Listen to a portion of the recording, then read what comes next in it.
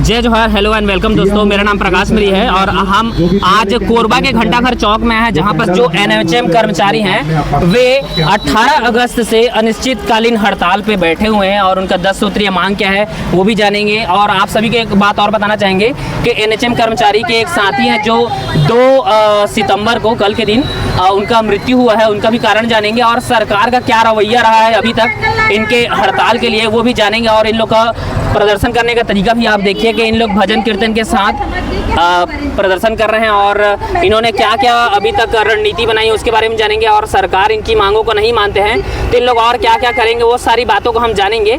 और जैसा कि आप छत्तीसगढ़ में अभी देख ही रहे होंगे, 18 अगस्त से इन लोग धरना प्रदर्शन पे बैठे हुए हैं। मैं चाहता हूँ कि थोड़ा हमारे कैमरामैन जाके पास में दिखाएं कि सारा जो स्वास्थ्य कर्मचारी हैं वो बैठे हुए हैं, उनका काम पूरा ठप है, कोई भी अभी काम पे नहीं जा रहा है।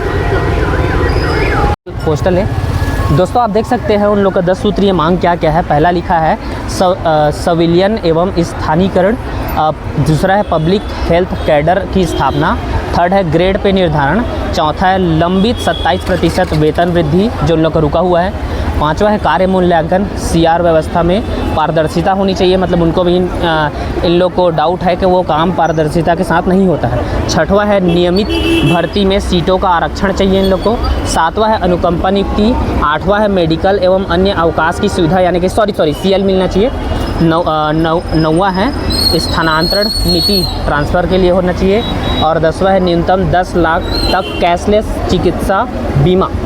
तो ये सारे 10 सूत्रीय इन लोग का मांग है और इसके बारे में हम डिटेल से जानेंगे कि इन लोग आज कैंडल मार्च कर रहे हैं इनके साथी के लिए। तो दोस्तों हमारे बीच अभी एनएचएम कर्मचारी के कुछ अध्यक्ष हैं, उनसे जानते हैं उनका नाम और उन लोग का क्या क्या डिमांड है। सबसे पहले मैम अपना नाम बताइए। मेरा नाम डॉक्टर हर्षा ताम्रकार है। जी सर, आपका? मेरा इंजीनियर अनिश शर्मा। ओके सर, मैम आपसे जानना चाहते हैं कि ये जो एनएचएम कर्मचारी है आपको 10 सूत्रीय मांग को लेकर कब से आप लोग बैठे हैं और आप लोग का मांग में अभी तक क्या क्या हुआ है? देखिए, हम लोग 18 तारीख से बैठे हैं और पर उस अनिश्चितकालीन में 18 तारीख से बैठने से पहले हम इससे पहले 160 बार ज्ञापन दे चुके हैं और सभी अपने मंत्रियों को हम लोग बता चुके हैं हमारी क्या क्या मांगे हैं। 160 बार ज्ञापन दे चुके? जी बिल्कुल। लेकिन सरकार की तरफ से कोई प्रतिक्रिया नहीं है। अच्छा, तो अभी जो आप लोग 10 सूत्रीय मांग को लेकर बैठे हैं इसके लिए सरकार ने अभी तक कुछ किया?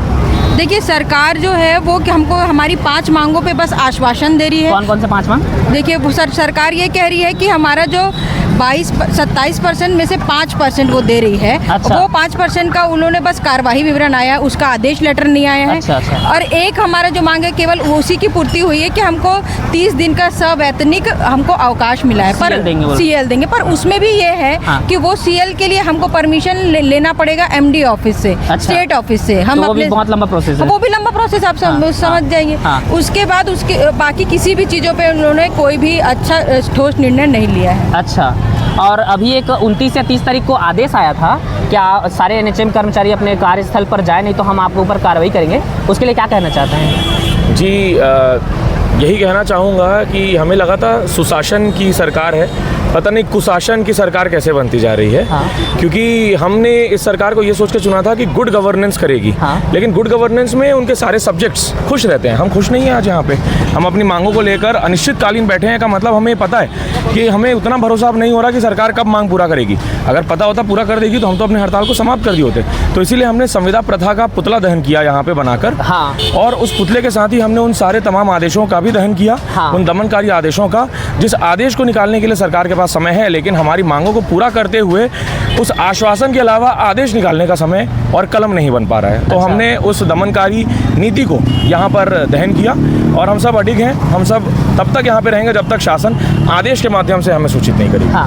वो चीज़ हम लोग देखे कि इन लोगों ने पुतला दहन किया और जो आदेश आया था उसको भी दहन किया, वो वीडियो के माध्यम से हम लोग देखे। हम ये जानना चाहते हैं छत्तीसगढ़ के सभी जिलों में एनएचएम कर्मचारी अभी काम बंद है, तो जो जनता को भी परेशान हो रहा है, जो मरी जा रहा है इलाज के लिए, है ना, उन लोग परेशान हो ही रहे हैं। तो अभी जो वो आदेश आया था बताए, तो उसके जरिए क्या सरकार आप लोगों को इनडायरेक्ट धमकी देना चाह रही है? बिल्कुल, जैसा आप समझ रहे हैं, सही समझ रहे हैं, है ना। तो आप लोग का आगे रणनीति क्या होना चाहिए अगर आप लोग का मांग नहीं माने? अभी तो अनिश्चितकालीन में आप बैठ ही गए हैं, फिर भी सरकार नहीं सुनती है तो कब तक बैठे रहेंगे आप लोग?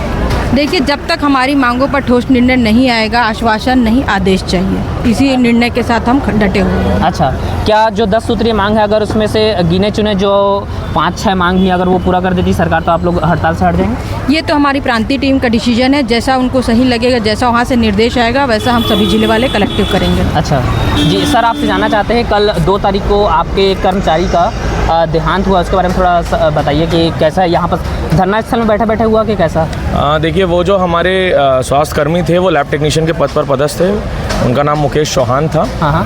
और वो करीब 1-1.5 महीने से अस्वस्थ थे। अच्छा। अब इसमें मैं ये बताना चाहूँगा, अगर वो एक रेगुलर कर्मचारी होते ना तो उनको मेडिकल बीमा मिला होता। हाँ। और उस मेडिकल बीमा से वो अपनी अच्छी इलाज करवा सकते थे। अच्छा। वो इधर उधर दर की भटके खाते हुए कहीं एक जगह से रेफर होकर दूसरे जगह, केस बिगड़ता नहीं उनका, ना मेडिकल उनको सुविधा मिली। इसके कारण जो भी उनका केस था वो खराब हुआ। और उसके बाद आज वो हमारे बीच नहीं है। उनके घर में एक उनकी माता जी हैं। अच्छा। जो बेड रिडन है 5 साल से। अच्छा। उनकी पत्नी बहुत ज़्यादा पढ़ी लिखी नहीं है। उनकी एक 5 साल की बेटी और एक 11 साल का बेटा है। आप बताइए उस परिवार के लिए आज क्या है? ना अनुकंपा नियुक्ति है, ना कोई अन्य सोशल सिक्योरिटी बेनिफिट्स है, ना ग्रेचुटी है, कुछ भी नहीं है। तो सिंपल सी बात यही है, अब जब निकल गए हैं हम तो मुझे एक वही लाइन ध्यान आता है और हम सब उसी लाइन के आधार पर यहाँ बैठे हैं। क्या हार में, क्या जीत में, कंचित नहीं भयभीत में, संघर्ष पथ पर जो मिले यह भी सही वह भी सही। तो अब या तो नियमितीकरण मिले तो, नहीं तो बर्खास्तगी मिले तो, अब यही हमारा रास्ता है, यही हम करेंगे। तो सरकार से आप उनके लिए कुछ मांग करना चाहते हैं तो कर सकते हैं? जी बिल्कुल, सरकार से ये मांग है उनके लिए, संवेदना पूर्वक सरकार ये सोचे अब उस परिवार का सहारा कौन है, और अगर कोई नहीं है तो सरकार उस परिवार का सहारा बने, अनुकंपा नियुक्ति मिले, ग्रेचुटी मिले, हर वो सोशल सिक्योरिटी जो किसी रेगुलर कर्मचारी को मिलती है वो हम संविदा कर्मी जो NHM के तहत पदस्थ हैं हमें भी मिले, ताकि हमारे भी जितने लोग ये बैठे हैं इन सबका लाइफ ऐसा ही सिक्योर हो सके। हमें किसी को नहीं पता, मुकेश जी को नहीं पता था कि इस हड़ताल में उनकी मांग पूरी होने से पहले ही वो दुनिया में हम सबका साथ छोड़ देंगे। अच्छा। हमें भी नहीं पता इस हड़ताल को अगर हम कॉल ऑफ कर ले तो अगले हड़ताल तक हम जीवित रहेंगे कि नहीं रहेंगे। अच्छा। तो यही हमारा अंतिम मौका है, समझ के हम सरकार से निवेदन ही कर सकते हैं, हड़ताल के माध्यम से निवेदन कर रहे हैं, सरकार संवेदनापूर्वक इस पर विचार करे और अमल करे। जी मैम, आप क्या कहना चाहते हैं गवर्नमेंट को? देखिए 3-4 महीनों से जो मुकेश जी हैं वो भी नो वर्क नो पे पे चल रहे थे। अच्छा। तो ये सरकार जो हमको अभी नो वर्क नो पे का पेमेंट धमकी दे रही है, ये तो हम हमेशा से झेलते जा रहे हैं। उनकी तो तबीयत खराब थी, तो ये असंवेदनशीलता दिखाना आप सरकार बंद करे। पिछले आप लोगों ने देखा जितने दिन से हमारी हड़ताल चल रही है उसमें से दो लोग जो हैं हमारा साथ छोड़ चुके हैं। अच्छा। इतने दिनों में ही। तो अब सरकार को समझना चाहिए कि वो किस दिशा में कार्य करेगी, और जब हमसे उनको पूरा कार्य लेना है पर हमारे प्रति उनके जो उत्तरदायित्व उसको वो पूरा नहीं करना चाहती। अच्छा। अब उनको मैं निवेदन करूंगी, निवेदन ही कर सकती हूँ कि अब तो वो आंखें खोलें और समझें कि आप लोग का मांग जल्दी पूरा करें। जी, क्योंकि हमारी जो मांगे हैं वो नीतिगत है, उसमें कोई भी मांगे हमारी गलत नहीं है। अच्छा, तो दोस्तों आप देख सकते हैं यहाँ बस भारी बारिश हो रहा है, टेंट के ऊपर ना पॉलीथीन है ना कुछ भी, फिर भी यहाँ के जो NHM कर्मचारी कोरबा जिला के हैं वो हड़ताल पे बैठे हुए हैं, आप देख सकते हैं। और गवर्नमेंट से यही कहना चाहते हैं कि जल्द से जल्द इनका मांग को सुने और कोशिश करें कि पूरा कर दें, है ना। यही हम अपने चैनल के माध्यम से आप सबको रिक्वेस्ट करते हैं। Thank you so much for watching guys.